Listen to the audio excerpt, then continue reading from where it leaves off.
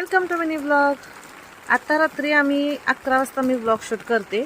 पाऊस खूप मोठा झाला एकदम जोरात आणि इकडे बघा पाण्याचे बॅरेल भरायचे चालू आहेत।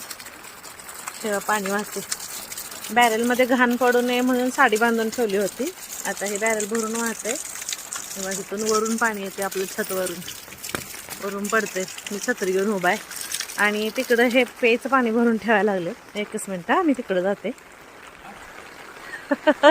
तेव्हा झोपलेलं उठून आलतो पेच पाणी भरून ठेवायला म्हणून। सगळं पत्र आमचा धुवून गेला आणि मग आम्ही स्वच्छ प्यायला पाणी भरले। आत पिंप हे सगळं भरून ठेवले, हे बाटला भरून ठेवलेत। आतमध्ये नेऊन डायरेक्ट पण ओतून आलं पाणी आम्ही। पाऊस जास्त चालू असल्यामुळे मला मगाशी दाखवायला आलं नाही, मोबाईल आतमध्ये होता। आहो हाय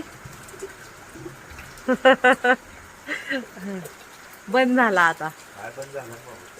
हा सगळे कामाचा खोळंबा। हा मग काय मी व्हिडिओ चालू केला आणि पाऊस गेला। काय करू आता, पाऊस चालू झाला पण मी इकडे अडकून बसले ना गोडाऊन मध्ये। मोबाईल वरती होते रूम मध्ये।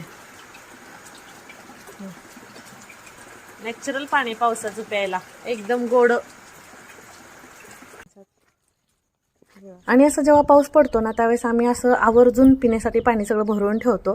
व्यवस्थितरित्या आम्ही ते साठवून ठेवतो, स्वच्छ करतो आणि उकळून पाणी पितो।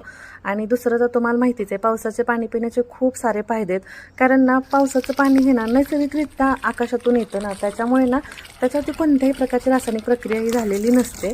आणि महत्त्वाचं म्हणजे ना पावसाचं पाणी एकदम हे सौम्य असतं, पचनासाठी खूप हलकं असतं। त्याच्यामुळे ना आपल्याला अपचन, गॅसेस ह्या गोष्टीपासून खूप सारा आराम मिळतो। आणि सगळ्यात महत्त्वाचं म्हणजे ना आपल्या शरीरातील टॉक्सिन्स बाहेर काढण्यासाठी खूप मदत करतं। त्याच्यामुळे आपली त्वचा सुधारते, मेन महत्त्वाचं म्हणजे आपलं आरोग्य सुधारतं। त्याच्यामुळे ना आमच्याकडे असं नेहमीच पावसाचं पाणी साठवून ठेवलं जातं।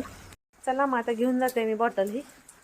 तर अचानक शूट केलेला आपला पावसाचा आजचा छोटासा मिनी ब्लॉग कसा वाटला मला नक्की कमेंट करून सांगा। आणि व्हिडिओ आवडला तर लाईक शेअर सबस्क्राईब करा। Bye bye.